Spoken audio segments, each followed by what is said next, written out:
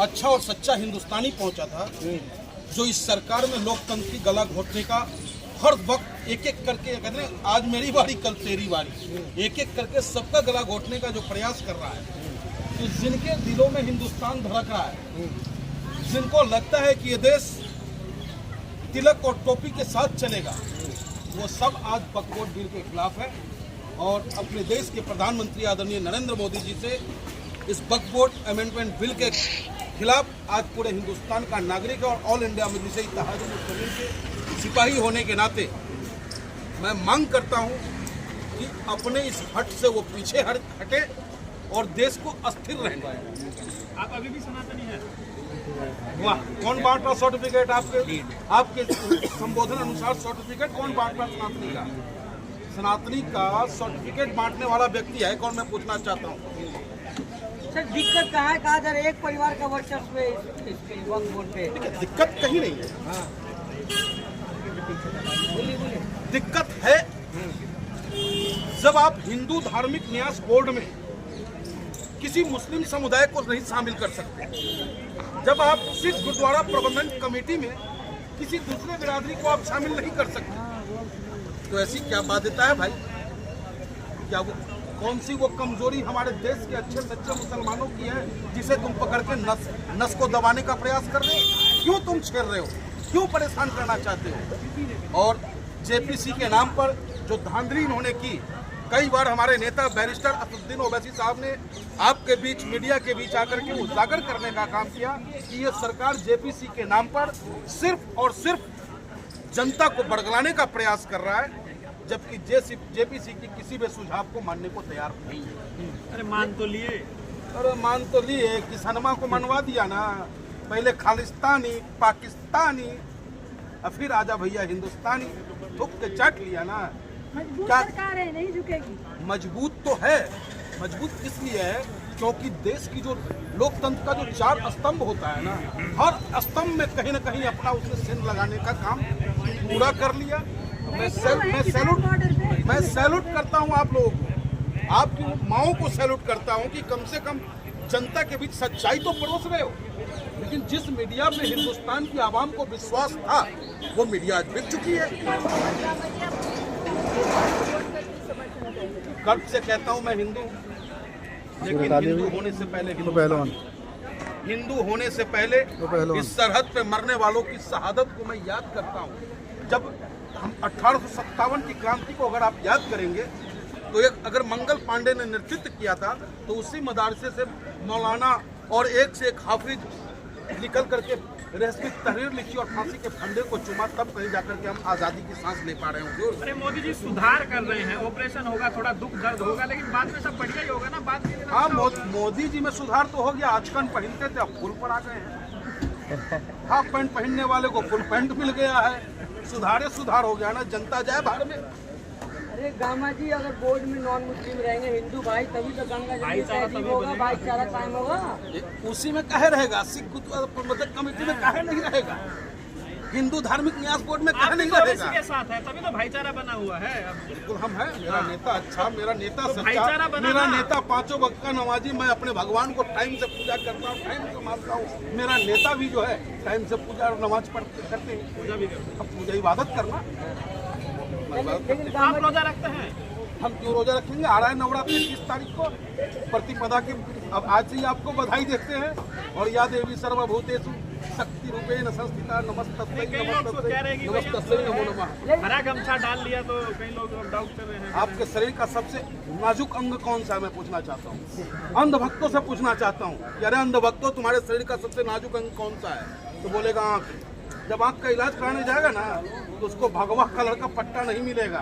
हरा कलर आपको सुकून देगा और देश की खूबसूरती, देश की शांति, अमन चैन के लिए हरा कलर का होना बहुत जरूरी है। लेकिन दामा जी, जिस तरह से हिंदूवादी संगठन कह रहे हैं कि हम इसके जो है समर्थन में जो प्रदर्शन करेंगे, अगर ये लोग विरोध कर रहे हैं वक्त बिल का, तो ये सरकार की पॉलिसी है। इसकी ताकत है कि हमारे खिलाफ आकर के सामने खड़ा हो जाए। कहाँ से अब बिलबिला निकलने लगा? तो सरकार चाहता है कि हम और हिंदू संगठन आपस में क्या डर है? हमारे करते हैं सारा रामायण खत्म हो गया, सीता जी किसकी घर वाली पते नहीं है क्या आपको। मुख्य डर है आपको जिसका को लग रहा है खतरा है? अरे जबरदस्ती आप थोप रहे हैं, जबरदस्ती आप मजिस्ट्रेट के अंडर में हमको भेज रहे हैं। अरे मजिस्ट्रेट के अंडर में हमको भेज दिए आप, 2 हिंदू रहेगा, एक महिला रहेगा उसमें, वो जबरदस्ती ठोक दिए आप। तो ये सब क्या है? तो मान लेना तो सारी मांगे मान ली है, कहाँ मान ली? टेबल तो होने दीजिए, संसद में आने तो दीजिए, तब कहीं पता नहीं चलेगा माना क्या गया है। आपके माध्यम से हिंदुस्तान की आवाम से मैं अपील करूंगा कि भैया ये सरकार एक एक करके सबको तोड़ रहा है। जब छात्र महंगाई के ऊपर, शिक्षा के ऊपर बात करता है तो उससे अलगाववादी गैंग और टुकड़े टुकड़े गैंग का करके अलग करने का कार्य करता है। जब देश का अन्नदाता अपनी वाजिब मांग को लेकर 3 काला कानून के खिलाफ सड़कों पर उतरता है तो उसे खालिस्तानी और पाकिस्तानी कह करके संबोधित करने का काम करता है। जब देश का पढ़ा लिखा छात्र जब एग्जाम पेपर लीक हो जाता है और उसको लेकर के जब वो धरना प्रदर्शन करना चाहता है तो ये सरकार उस पर लाठी चार्ज करता है। सरकार के पास बहुमत है, नीतीश कुमार है, और तो ये लोकतंत्र है, चंद्रबाबू नायडू हो या हमारे पलटू चाचा हो, लेकिन उनको फिर कुर्सियां पर आना है ना तो बिहार में बटन मत दबाना होगा, ये बार अलट पुलट हो जाएगा। अभी तक तो वो पलटे हैं, बिहार की जनता पलट जाएगी। तो क्या कर लेंगे अगर अरे पतंग उड़ेगा, कहाँ जाएगा पतंग उड़ेगा। बिल पास हो गया तो क्या कर लेंगे? क्या कर लेंगे? जो संवैधानिक तरीका होता है। दिल्ली में तो पतंग कट गई आपकी। अरे कहाँ कट गया भाई, 2 सीट पर लड़े 70,000 वोट मिला, और जो असली बी टीम का काम किया 70 सीट पर लड़के भी 70,000 नहीं लाया। कांग्रेसिया को बोलने में तकलीफ हो रहा है। आप क्या कर लेंगे अगर पास हो गया बिल? कांग्रेस तो गिनती में ही नहीं है। प्रोटेस्ट करेंगे, संवैधानिक तरीके से करेंगे। बाबा साहब अम्बेडकर ने जो हमें ताकत दिया है उसका पूरा इस्तेमाल करेंगे इस सरकार के खिलाफ। जब अंग्रेज को हम हिला सकते हैं तो ये तो भैया अंग्रेज से माफी मांगने वाला ना है। शाहीन बाग बनाएंगे, शाहीन बाग बनाओगे तो जलियांवाला बाग बना दिया जाएगा। शाहीन बाग क्या है? आप लोग शाहीन बाग को किस तरीके से प्रदर्शित करना चाहते हो? अरे शाहीन बाग वीरांगनाओं की धरती है। शाहीन बाग उन क्रांतिकारी युवाओं की धरती है जिसने वाजिब मांग के लिए निरंतर संघर्ष करता रहा। ऐसी धरती को मैं सलाम करता हूँ। हद करते हो आप शाहीन बाग बनाने के लिए वो कलेजा चाहिए, वो जज्बा चाहिए, वो देश के लिए, जनता के लिए मर मिटने का आपके अंदर वो जुनून होना चाहिए, तब कहीं जाकर के आप शाहीन बाग बना पाओगे। इतना आसान नहीं। लेकिन शाहीन बाग जो बनाएंगे वो कह रहे हैं कि जलियांवाला बाग बना दिया जाएगा, सरकार के मंत्री कह रहे हैं। ऐसा है, वो जालियांवाला बाग में तो रहे नहीं। कहीं भगत सिंह का शहीद उधम सिंह जी के परिवार मारे गए, उसमें लाला लाजपत राय का सर फट गया। इनके जितने भी माफी वीर थे कोई उसमें नजर नहीं आया था। क्योंकि हमारे देश की जिस महिला को हम कमजोर समझते हैं, जिस मात्र शक्ति, एक तरफ तो हम अपने देश को भारत माता कहते हैं और दूसरी तरफ महिला को कहीं न कहीं हम कमजोर भी साबित करने का प्रयास करते हैं। लेकिन शाहीन बाग की मिट्टी ने वहाँ से वो वीरांगनाओं को निकाला जो लंबी संघर्ष करने का कार्य किया। लेकिन छोटा रिचार्ज और बड़ा रिचार्ज ने मिलकर के दिल्ली को चलाने का, तो विरोध जारी रहेगा। ये तो अभी अंगड़ाई आगे बहुत लंबी लड़ाई है साहब। क्या लड़ाई होगी आगे का? लेकिन लोकतांत्रिक प्रक्रिया में जो भी लड़ाई लड़ना होगा, जेल जाना होगा, जेल जाएंगे। सरकार के खिलाफ मजबूती के साथ खड़े रहेंगे हम। लेकिन आप यूपी से आते हैं, यूपी में योगी बुलडोजर वो सब अब लीजिए, तो यूपी में योगी बाबा रहता है तो ओवैसी जी का भी देख बाबा रहता है ना, वहाँ देख नहीं रहा है।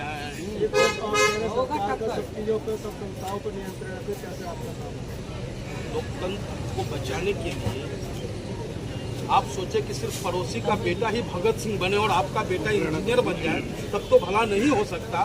आओ चलो मेरे साथ, भूखो अपने घर को और चलो मेरे साथ। संघर्ष करना होगा, इस देश को बचाना होगा, लोकतंत्र को बचाना होगा, आने वाली नस्लों के लिए अच्छा हिंदुस्तान देना है तो सड़कों पे आना होगा। चलिए, क्या कुछ कहना चाहेंगे? आज पहुंचे आप लोग वहाँ हम तो यही कहना चाहेंगे कि हिंदुस्तान के अंदर जो चल रहा है वो जाति विशेष को लेकर के उसी के खिलाफ चल रहा है सब मामला। बीजेपी पार्टी चाहती है कि यहाँ मुस्लिमों को बिल्कुल दबा कर रखा जाए और ऐसा होगा नहीं। ये जो लड़ाई जारी रहेगी, बिल्कुल लड़ाई जारी रहेगी, बिल्कुल तन मन धन से सभी हिंदू मुस्लिम सभी वर्ग के लोग इस लड़ाई में शामिल रहे।